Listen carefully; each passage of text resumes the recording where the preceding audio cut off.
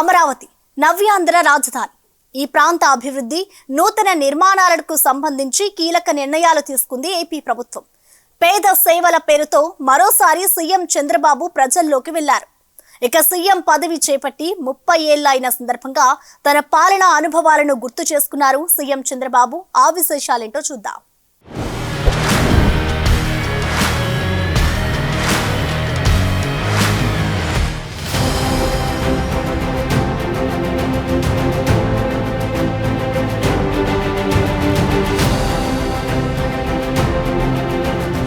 రాష్ట్ర 5వ ఆర్థిక సంఘం సభ్యులతో CM Chandrababu, deputy CM Pawan Kalyan సమావేశమయ్యారు. ఈ సమావేశంలో ఆర్థిక సంఘం సిఫారసులు సీఎంకు అందజేశారు అధికారులు. స్థానిక సంస్థల బలోపేతానికి ఆర్థికేతర అంశాలపై ఆర్థిక సంఘం సిఫారసులు చేసింది. స్థానిక సంస్థల బలోపేతానికి కేంద్ర, రాష్ట్ర ప్రభుత్వాలు అందించే ఆర్థిక సాయంతో పాటు సొంత ఆదాయ వనరుల పెంపుపైన అధికారులు దృష్టి పెట్టాలని సీఎం చంద్రబాబు సూచించారు. వెనుకబడిన తలసరి ఆదాయం తక్కువ ఉన్న స్థానిక సంస్థలను కేటగిరీలుగా విభజించి వాటికి ప్రత్యేక సాయం అందించే వీలు కలుగుతుందన్నారు. స్థానిక సంస్థల వర్గీకరణ ప్రక్రియను నిర్ణీత సమయానికి పూర్తి చేయాలని డిప్యూటీ సీఎం పవన్ కళ్యాణ్ సూచించారు. ఇందుకు అవసరమైన చట్ట సవరణ చేయాల్సి ఉంటుందని అధికారులు తెలిపారు. ఆర్థికంగా రాష్ట్రాన్ని కొన్ని సవాలు ఎదుర్కొంటుందని ఈ సందర్భంగా 5వ రాష్ట్ర ఆర్థిక సంఘం వివరించింది. 2023-24 ఆర్థిక సంవత్సరంలో రాష్ట్ర సొంత ఆదాయం కన్నా జీతాలు, పెన్షన్లు, వడ్డీ చెల్లింపులకు ఖర్చు పెట్టే మొత్తం 111% ఉందని వెల్లడించింది.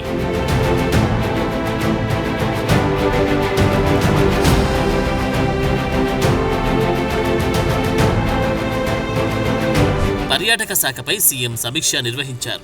ఈ సందర్భంగా పలు కీలక ఆదేశాలు జారీ చేశారు. రాష్ట్రంలోని ఆధ్యాత్మిక నగరాల్లో హోమ్ స్టేలను ప్రోత్సహించాలని అధికారులకు ఆదేశించారు. తిరుపతితో పాటు ఇతర ప్రముఖ దేవాలయాలున్న ప్రాంతాల్లో వీటిపై దృష్టి పెట్టాలన్నారు. అలాగే కోనసీమ ప్రాంతంలో గ్రామీణ వాతావరణం అనుభూతి చెందేలా హోమ్ స్టేలను అభివృద్ధి చేయాలన్నారు. ఎన్ఆర్ఐలు కూడా ఇందులో పెట్టుబడులు పెట్టేలా కార్యాచరణ రూపొందించాలని సూచించారు. ఈ హోమ్ స్టేలన్నీ అంతర్జాతీయ ప్రమాణాలతో ఉండేలా చూడాలన్నారు. రాష్ట్రాన్ని ప్రపంచ స్థాయి పర్యాటక కేంద్రంగా తీర్చిదిద్దడమే లక్ష్యంగా చెప్పారు. రాష్ట్రంలోని 175 నియోజకవర్గాల్లో పర్యాటక ప్రాజెక్టులకు స్థలాలను గుర్తించాలి. పోర్టుల వద్ద పర్యాటకంగాను అభివృద్ధి చేయాలి. అనంతపురంలో డిస్నీ వరల్డ్ సిటీ ఏర్పాటు చేసేందుకు ఆ సంస్థ ప్రతినిధుల్ని సంప్రదించాలన్నారు సీఎం. రాష్ట్రపతి భవన్లో ప్రదర్శించేందుకు ఆంధ్రప్రదేశ్ నుంచి అందించనున్న 6 పురాతన తెలుగు తాళపత్ర గ్రంథాలను ఈ సందర్భంగా సీఎం పరిశీలించారు.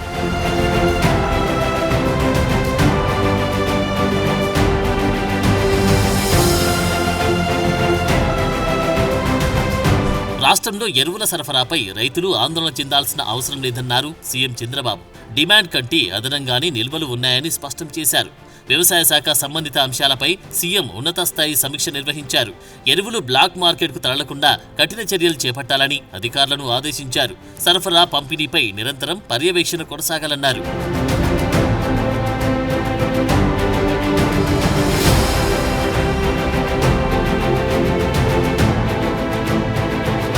52వ సిఆర్డీఏ సమావేశంలో సీఎం చంద్రబాబు పాల్గొన్నారు.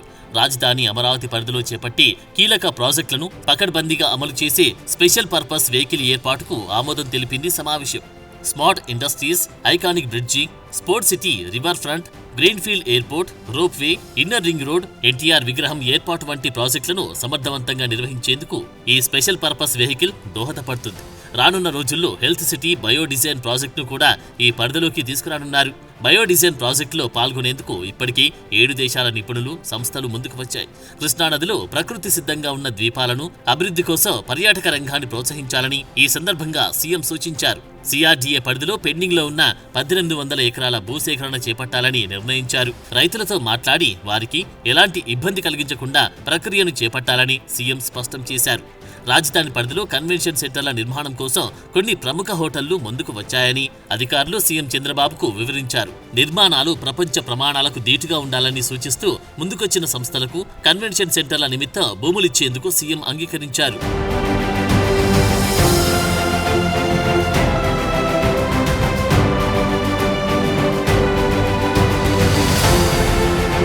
Global forum for sustainable transformation ఆధ్వర్యంలో విశాఖపట్నంలో జరిగిన ఈస్ట్ కోస్ట్ మారిటైమ్ లాజిస్టిక్స్ సదస్సులో సీఎం చంద్రబాబు పాల్గొన్నారు.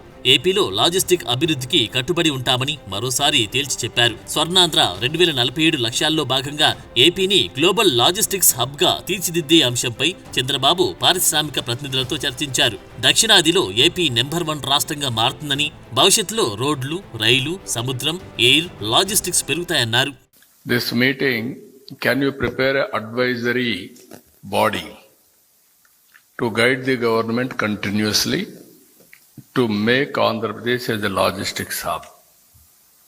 As you are all mentioning, West, Gujarat and Maharashtra will service. On East Coast, Andhra Pradesh is the best place. Why can't we, people like all of you, can create a advisory body? Once in 6 months we will meet. What all you advise, we will prepare a policy in a transparent way, we will develop it. Again we will review. Continuously if we do 4-5 years, then we will reach reasonable scale. If all of you can agree, that is one arrangement we can make it in this meeting. Annamayya జిల్లా రాజంపేట నియోజకవర్గంలో CM Chandrababu పర్యటించారు.